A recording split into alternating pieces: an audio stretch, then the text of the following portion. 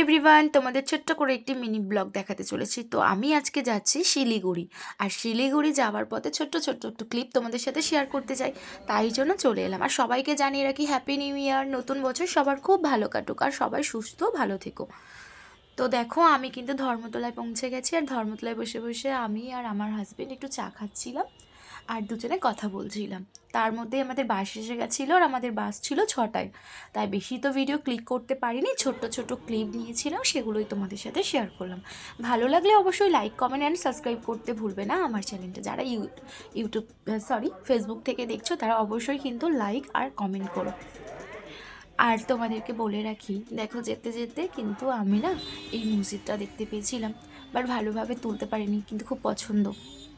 তো যাই হোক, এইভাবে রাস্তা আমরা পেরিয়েই চলেছি, কখন যে অনেক রাত হয়ে গেছে বুঝতেই পারিনি। যেতে যেতেই মেলাটা দেখেছিলাম, আর ভোর রাতে আমরা পৌঁছে গেছিলাম, প্রায় এটা 5:30 বাজে। তো পৌঁছে গেছিলাম শিলিগুড়ি, আর শিলিগুড়ি নেমে আমি চা খেয়েছি। তারপরে কি হলো সবটাই তোমাদেরকে দেখাবো, দেখতে থাকো কিন্তু।